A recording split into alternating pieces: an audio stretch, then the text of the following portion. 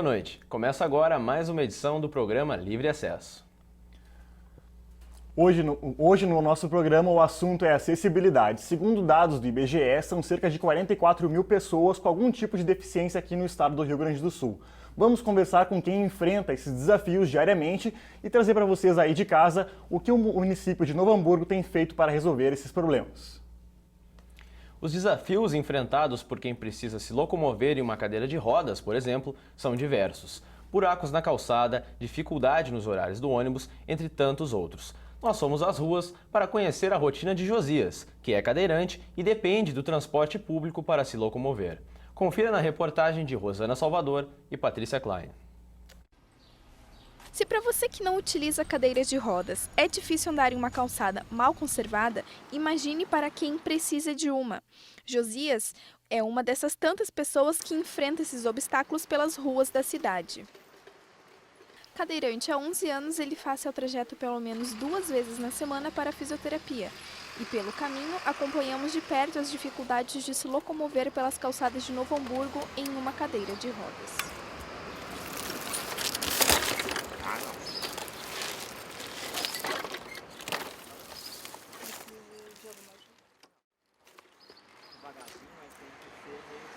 Mas nem só de rampas ou vagas preferenciais se faz acessibilidade igual para todos. Segundo Josias, não basta ter apenas ônibus adaptado, é preciso também flexibilidade nos horários. Tem poucos horários de ônibus, acho que tinha que ter mais, passa muitos ônibus sem ser cadeirante que vai para o bairro, mas não é cadeirante, tem que ficar 2 horas, 3 horas na parada esperando um ônibus. É isso que é uma falta de consideração com a pessoa. E o horário não é a única dificuldade. Eu vou bastante em Porto Alegre, lá os horários de ônibus são bem mais acessíveis e o tratamento para ti, sabe, o jeito que eles te tratam dentro pra te botar no ônibus. Esse dia eu disse pro cara lá na Porto Alegre, lá assistindo lá no Hamburgo e dar umas aulas pros caras lá, porque é surpreendente o jeito que, o cuidado que eles têm, sabe, o motorista desce, te ajuda aqui, não, principalmente o motorista descer para te ajudar. Lá o cobrador abaixa a rampa, o motorista desce do ônibus, vai lá, te ajuda a botar. Eu disse, cara, eu consigo subir sozinho. Eu disse, cara, é norma da empresa, obrigado por me ajudar. Como vimos, para muitas pessoas o direito de ir e vir com segurança ainda esbarra em muitos obstáculos. E é enfrentando desafios que pessoas como Josias seguem suas vidas diariamente, na esperança de que seus caminhos sejam mais tranquilos.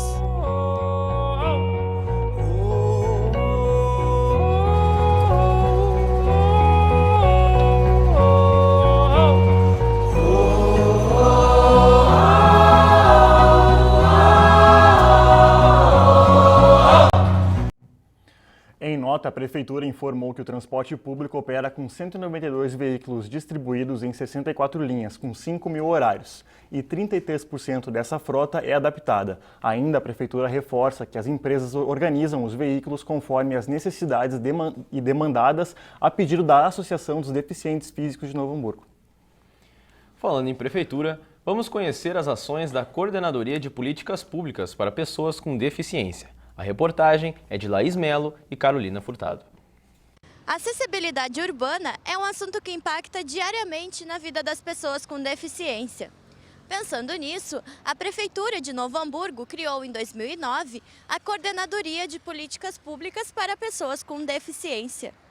A Coordenadoria de Políticas Públicas para Pessoas com Deficiência, ela tem o papel de formular, executar e articular as políticas públicas junto às secretarias. Ela é um órgão da gestão pública e trabalha junto às entidades, vendo as necessidades de todas as suas que trabalham junto às suas entidades e formula essas políticas necessárias para o bom andamento e para a acessibilidade de todos junto às secretarias. E ela é um órgão da gestão pública, diferente dos conselhos, pelo fato dela poder articular junto às secretarias, fazer essa parceria.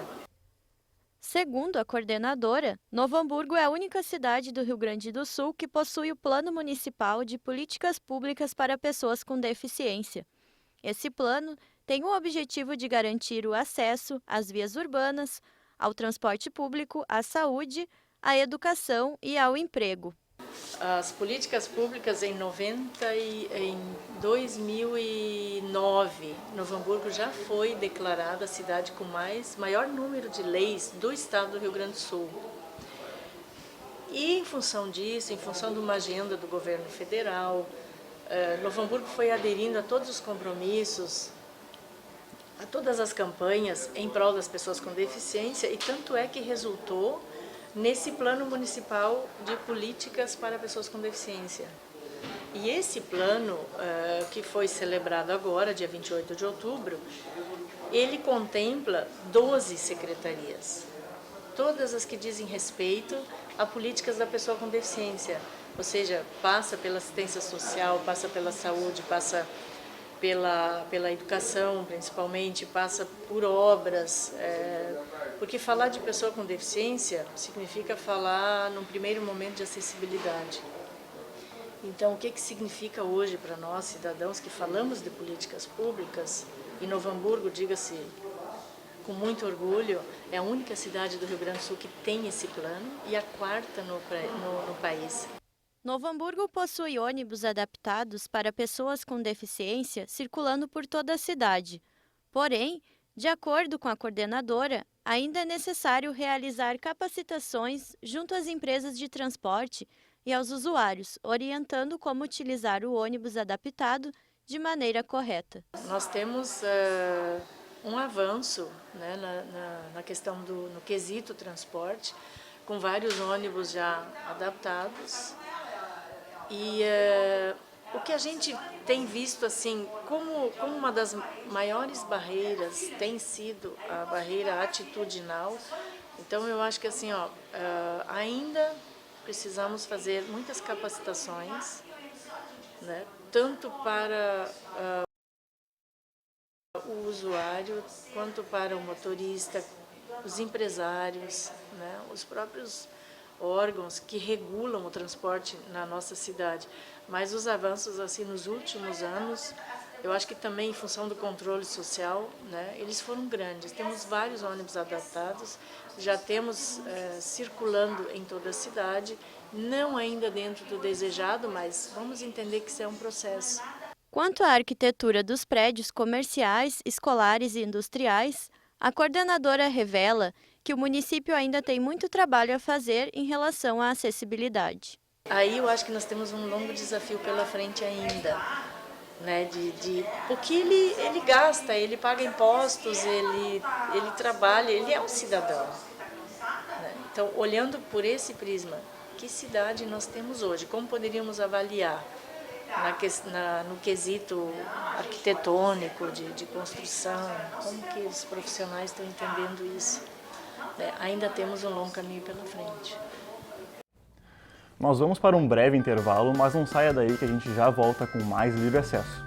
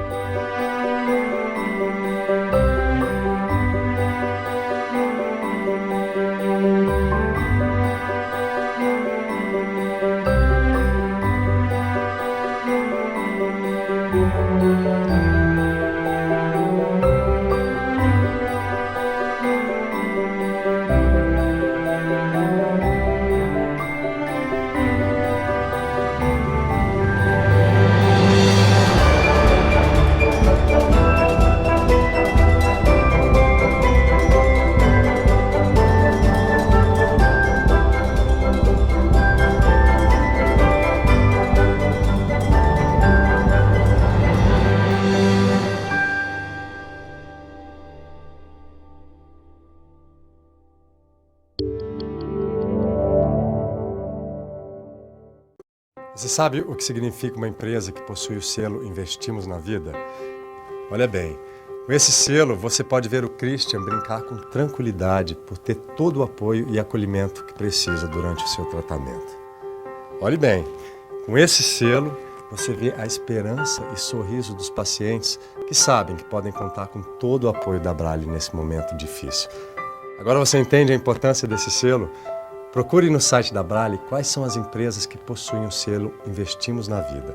Além de doarem recursos para ajudar a associação a fazer a diferença na vida de milhares de pacientes com câncer do sangue no Brasil, elas também estão de fato preocupadas com a saúde e qualidade de vida de funcionários.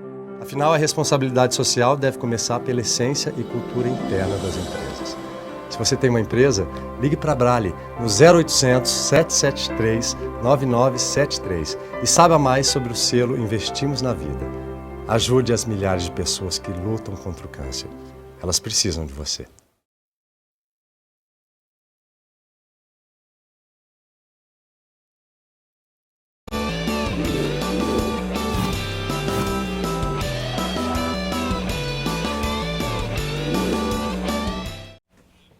Estamos de volta e recebemos agora, representando a ADEVES, Associação dos Deficientes Visuais do Vale dos Sinos, já está aqui no estúdio a psicóloga da instituição, Bruna Marcelino, e também aqui conosco está a funcionária pública e deficiente visual, Lucimara Azambuja Sevald. Boa noite para vocês. Lucimara, eu gostaria de te perguntar como é que é a tua rotina de trabalho, questão de acessibilidade. A minha rotina de trabalho, ela começa às 9 horas da manhã. Antes disso, eu precisaria pegar um ônibus, não pego porque a questão da acessibilidade no entorno da prefeitura, ela não existe. E eu trabalho na prefeitura até às 18 horas. Então, a partir deste momento que eu entro dentro da prefeitura, eu vou com a Kombi da instituição, da ADEVES NH, que é a Associação de Deficientes Visuais de Novo Hamburgo. Eu tenho dentro da prefeitura um computador que ele tem um programa que é um leitor de telas. Eu acesso ele por voz, eu consigo entrar dentro dos sistemas da prefeitura que ainda não estão 100% acessíveis ainda para a minha utilização. Então, essa é a minha rotina diária. E tu, Bruna, como é que é o trabalho na ADEVES? Bom, a ADEVES ela é uma ONG, né, que ela já tem 28 anos aqui no nosso município e ela vem atuar em prol, então, das pessoas com deficiência visual, né, então inclui a pessoa cega e a pessoa com baixa visão, né. O nosso trabalho hoje, ele é voltado, de certa forma, tentar trabalhar com o reabilitando, né, trabalhar com o sujeito enquanto uma busca por qualidade de vida, né? Hoje o nosso público ele vai de 0 a 70 anos, né? E dentro da nossa proposta, assim, tem trabalhos voltados mais na área da infância, tem todo um atendimento de estimulação precoce.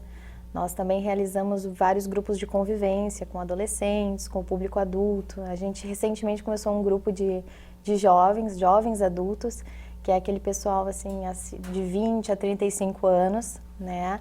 E que as trocas estão sendo muito boas, porque querendo ou não, eles vêm trabalhando no grupo, toda a questão da inserção no mercado de trabalho, enfim, poder de certa forma pensar no deficiente com qualidade de vida, buscando o seu espaço na sociedade, porque hoje em dia a gente não quer mais ter essa imagem da deficiência enquanto aquele sujeito que fica em casa, que nada faz, né, num lugar de impossibilidade, ganhando benefício, né. Não, hoje os nossos associados, enfim, trabalhamos com os nossos adolescentes para justamente poder fazer toda a inserção no mercado de trabalho, enfim, poder trabalhar com a demanda que chega à instituição.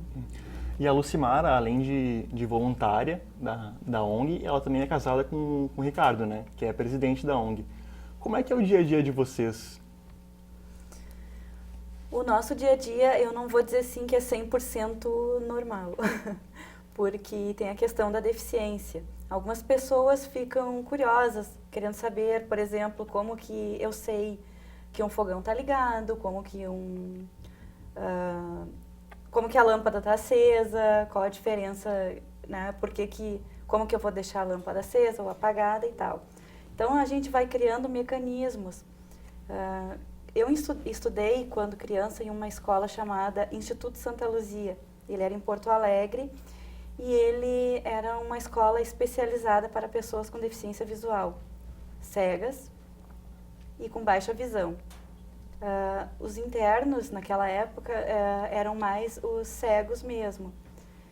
E tinha uma atividade que se chamava Atividade da Vida Diária. Lá a gente aprendia a fazer tudo. E eu também tenho a minha mãe que, graças a Deus, ela me ensinou a lavar roupa, passar roupa, cozinhar. Não sou uma expert na cozinha, mas eu acabo me virando. E o Ricardo tem que comer e dizer que tá bom ainda. Bruna, no trabalho como psicóloga lá na instituição, o que tu mais escuta, o que essas pessoas mais querem conversar contigo normalmente? Bom, o nosso atendimento, ele tem, é importante assim poder compartilhar duas propostas, que é aquele sujeito que chega, né, e que, enfim, já tem a deficiência visual, né, tem uma deficiência visual congênita, né, e que chega à instituição e que muitas vezes já chega, já teve algum tipo de orientação, né, já saiu da escola ou ainda está, enfim, estudando. Então, o que acontece? O deficiente visual congênito, ele vai nos dar toda uma possibilidade de trabalho, que é poder reorganizar a vida dele com orientação e mobilidade, com atendimento psicológico, com assistência ao serviço social. E vem muito essa realidade que é o nunca ter visto, né? O congênito, ele não tem representação visual. Então, não ter essa representação coloca a imaginação muito à frente, né? Hoje em dia, por exemplo, eu pegar e conversar com uma pessoa que é cega congênita e falar sobre coisas abstratas, isso lida muito com a imaginação, né? Poder falar com alguém sobre um arco-íris, né? Sobre uma nuvem, se ela não tem aquela representação, né? Diferente de um vidente, né? Que bom, a gente sabe o que é uma nuvem porque a gente vê a nuvem, né? A gente vê tanto numa figura quanto quando olha para o céu. Então, a gente tem essa representação. Quando estamos falando do congênito, tudo passa por essa imaginação, passa pelos outros sentidos, né? A gente chama dos sentidos remanescentes, que é como fica o olfato, como fica o paladar, o tato muito aguçado, né? E temos também o outro público, que é o público que, por algum motivo, acaba adquirindo a deficiência, seja por doença ou por algum acidente, né? Então, assim, hoje chegam para nós associados com 35, 40 anos que enxergavam, mas que por algum motivo perderam a visão. A partir daí tem todo um luto para ser feito, né? Como a partir daí eu me vejo nessa sociedade da qual não é inclusiva, né? Porque querendo ou não, nosso mundo ele é muito visual. Hoje andar pelo centro de Novo Hamburgo, as propagandas, elas brilham aos olhos, né? É letreiro, propaganda com muitas chamadas de promoção, parcelamento, né? Bom, pegar a Lucimar e caminhar no centro, para ela nada chega, essas informações não chegam até ela, né? É poder perceber o quanto é uma consumidora da qual o comércio não afeta, né? Porque, bom, ela caminha no centro e ela não vê a promoção de colchão, a promoção de geladeira, né? Então, eu acho que é importante sempre poder, é isso que eu escuto muito. Tem a questão do reabilitando, né? Que é esse que perde a visão e que a partir daí tem todo um processo de luto, né? De uma não aceitação, o que vai ser de mim agora, a vida acabou, né? E não, a gente tem associados aí que por algum motivo perderam a visão e a vida segue, enfim, é simplesmente poder reorganizar seus sentidos e é possível sim viver sem um deles, que é a visão.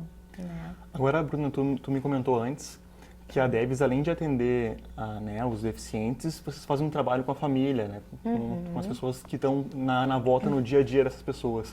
Tu me falou do centro, né? Como é que é esse trabalho com a família, com as pessoas que acompanham eles diariamente? Eu acho que é impossível a gente poder falar sobre a questão da acessibilidade, que é o tema hoje do programa, falar sobre inclusão e falar sobre a deficiência visual sem falar na família, né?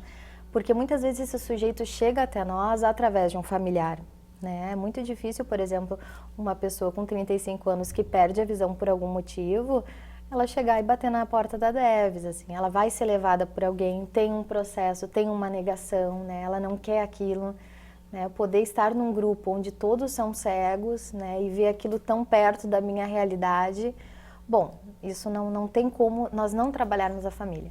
Atualmente eu realizo grupo de familiares, né? Grupo de cuidadores, que é justamente para a gente poder abrir espaço para troca, para esses pais poderem falar sobre a deficiência do filho, né? A dor das mães são muito parecidas, né? A dor de ter um filho do qual tem muita dificuldade na visão, está com muita dificuldade na aprendizagem, a escola pouco sabe o que fazer com aquele aluno, né? É muito similar à dor da outra mãe, da qual está trocando aquele filho de escola porque não consegue dar conta de poder aprender, né? E, bom, tem uma questão visual aí, né? Esse professor tem que estar, de certa forma, capacitado para estar trabalhando com esse aluno. Então, assim, trabalhar com a família é fundamental. Trabalhar com a esposa, né? Falando agora do público adulto, né? Chega até nós, então, o paciente e a esposa, então, não sabe o que fazer. Mas ele quer fazer as coisas, eu não deixo, assim, bom, mas tem que trabalhar, então, essa esposa, porque ele precisa fazer. Ele precisa botar a roupa sozinho, ele precisa tomar banho, ele precisa ir trabalhar, ele precisa começar a usar aplicativos, toda a tecnologia assistiva, enfim. Mas é muito interessante porque esse luto passa pela família também, né? O que eu faço agora, né? Eu casei com um homem vidente e por alguma situação, algum acidente, ele fica cego e como eu me vejo, né? Então, acho que a família é fundamental. O nosso trabalho só tem resultado se a gente consegue atingir os familiares. Então, muito obrigado pela participação e a gente deseja sucesso para a DEVES no trabalho com todas essas pessoas. Nós agradecemos, assim, muito o convite, né? E, enfim, as pessoas que quiserem conhecer a nossa instituição, de certa forma, fica no centro de Novo Hamburgo. Eu acho que está de portas abertas, né? Para conhecer, para receber as pessoas, querendo ou não, acho para tornar um pouco mais visível, né? Algo que é tão humano, que tem pessoas lá que fazem um bom trabalho e a gente está querendo levar qualidade de vida, né, para eles. Lu, quer falar da página da DEVES? Nós temos o telefone para contato, para quem quiser entrar em contato para conhecer, é 3582-8186. Nós temos o Facebook da DEVES, que é ADEVESNH.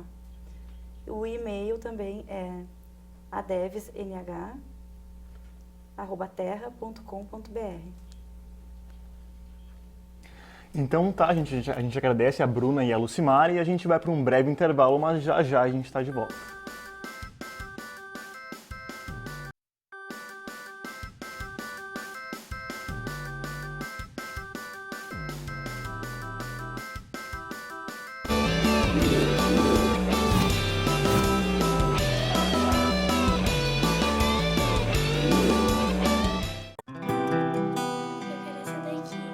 A nova oficina ortopédica da AACD é uma grande conquista para marcar os seus 15 anos no estado. Agora os atendimentos por convênios e particular vão multiplicar e muito mais próteses e órteses personalizadas serão produzidas. Faça sua doação agora e ajude a AACD a concluir a nova oficina, transformando esse sonho em realidades como a nossa. Oficina Ortopédica da AACD, uma fábrica de novas realidades. Essa flor é pra você. Essa flor é pra você. Essa flor é pra você. Essa flor aqui, ó, é pra você. Faça um gesto de amor você também. Doe sangue.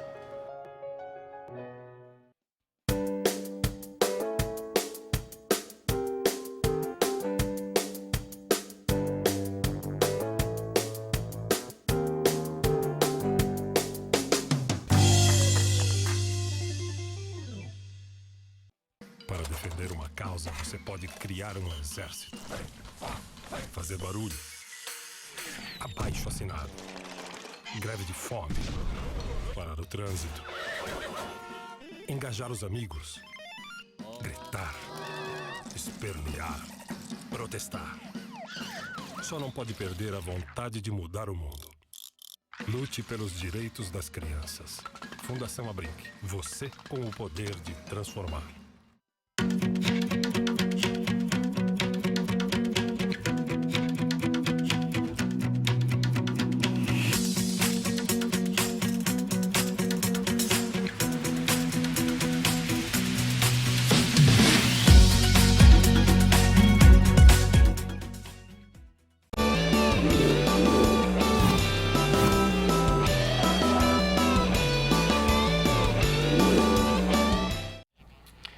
Estamos de volta.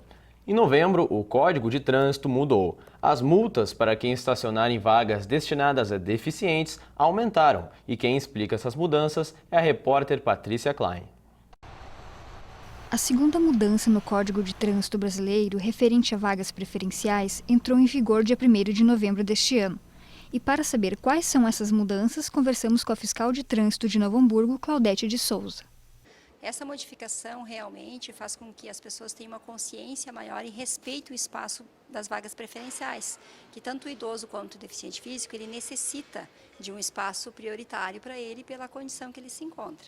Então, na legislação, a multa passou de grave, no valor de R$ 127,69, para a gravíssima, passando para R$ 293,47, somando 7 pontos no prontuário do condutor. Segundo a fiscal de trânsito, é importante que quem realmente precisa utilizar uma vaga preferencial tenha o carro identificado. O agente de trânsito, quando ele se depara com um veículo estacionado no local, ele não tem como saber se o veículo não estiver identificado. Então é necessário que os usuários procuram a Secretaria de Segurança e providenciem o cartão, que aí com o cartão eles vão estar aptos a estacionar nesses locais. As vagas preferenciais são distribuídas em pontos estratégicos em Novo Hamburgo.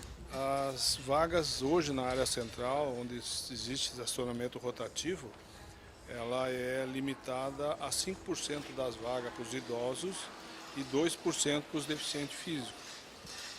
A área central está toda regrada, toda regulamentada, e nos bairros a gente tem procurado atender a esses locais onde tem prédios públicos, como posto de saúde, subsecretaria de atendimento ao público, e esses locais a gente também tem feito uma regulamentação nesses percentuais de pelo menos 1 ou 2 vagas para idoso e 1 para deficiente físico. O primeiro passo para utilizar uma vaga preferencial, seja deficiente físico ou idoso, é adquirindo o cartão de identificação. Para isto, basta comparecer na Prefeitura de Novo Hamburgo no Departamento de Trânsito com documento com foto e, no caso de deficiente físico, laudo médico. Agora vamos ao vivo com a repórter Rosana Salvador, que vai contar para a gente como a Universidade Fevale trabalha a questão de acessibilidade. Boa noite, Rosana. Boa noite. Eu estou aqui com a professora de Pedagogia, Josilda Fogaça. Boa noite, Josilda. Boa noite. Nos conte qual é o trabalho desenvolvido pelo NUAP. O NUAP é o Núcleo de Acessibilidade e Permanência da Universidade Fevale e tem o compromisso de garantir a acessibilidade e não só o acesso das pessoas com deficiência na universidade, mas a permanência, a conclusão dos estudos dessas pessoas. Então, nós articulamos todo o processo de inclusão e acessibilidade das pessoas com deficiência, garantindo a qualidade da aprendizagem delas na universidade. E agora nos conte um pouco de como é o processo de integração entre os demais alunos e professores. Na verdade, nós trabalhamos com a ideia de que não haja necessidade da integração, que o aluno com deficiência chegue na universidade e se sinta à vontade sem que exista um programa específico para fazer essa integração. O que a gente quer é que o aluno sinta pertencente ao ambiente, que ele não encontre barreiras dentro da instituição. Então, nós trabalhamos com essa ideia, de que o aluno possa estar à vontade sem que haja necessários rituais ou passagens para essa integração aconteça. E quantos alunos fazem parte do NUAP? Hoje o Núcleo de Acessibilidade e Permanência acompanha cerca de 184 pessoas, desde dificuldade de aprendizagem a outros tipos de deficiência, vários tipos, né? Cegueira, surdez, mobilidade reduzida, cadeirante, deficiência mental, autismo. Temos várias e diferentes necessidades específicas. E agora, bom, eu lhe agradeço pela tua participação e voltamos com vocês aí do estúdio. Muito obrigado, Rosana. Para fechar o programa, o repórter Jorge Boruzewski foi conhecer um paratleta. Depois de 2 anos de muita insistência de seus professores, Murilo Major, estudante da rede municipal de Novo Hamburgo, aceitou participar de um projeto de atletismo de sua escola. Conheça a trajetória do jovem de 15 anos e as principais mudanças que o esporte trouxe para a sua vida. Murilo é paratleta hamburguense e já viajou para Curitiba, Passo Fundo, Santa Cruz, Natal e outras cidades do Brasil. E deve ao esporte inúmeras mudanças em sua vida. A primeira competição que eu fui foi em Passo Fundo. Daí era o tipo para ver quem era pro brasileiro, né? Daí eu fui lá, ganhei as medalhas, daí eu peguei e fui classificado para Natal. Daí é o brasileiro. Daí eu fui lá e consegui 2 medalhas de ouro. Devido ao seu comportamento, Murilo não pôde competir nos primeiros eventos da sua carreira como atleta. Mas ao perceber que isso estava impedido de disputar títulos, acabou mudando e a transformação não parou por aí. Mudou o meu físico, né, que eu tenho um problema na coluna, que ela era arcada, daí com o esporte eu andava meio arcada, daí eu comecei a fazer esporte, a coluna fiquei com postura melhor, comecei a caminhar melhor, outras, só me deu benefício. E nessa questão de inclusão, tu viu que teus colegas, professores, enfim, as outras pessoas também começaram a te tratar de uma outra forma, alguma coisa assim envolvendo, te respeitando, mais alguma coisa assim? Sim, daí meus colegas perguntaram como é que era, os professores perguntam assim, pra onde eu vou, como é que é a competição, ter conhecido melhor que antes, daí pergunto como é que é, pra onde tu vai, e fala as etapas, pergunta pra mim, tá bom? O último desafio do jovem atleta será no dia 12 de novembro. Vai ser agora em São Paulo, né? Vai ser 2. Vai ser uma que eu vou amanhã e daí vai ser tentar uma vaga pro Parapã. Daí para quem vai pro Parapã, daí tem um brasileiro que vai ocorrer dia 21 de novembro, que vai ser em São Paulo também. Daí quem tiver bom índice tem chance de ir pro Parapã. A professora Cláudia conhece Murilo há algum tempo. Ela trabalha na rede municipal de Novo Hamburgo, atuando junto aos alunos para-atletas. Para ela, o papel do professor na questão da inclusão é fundamental. É ver as possibilidades que todos têm dentro da escola.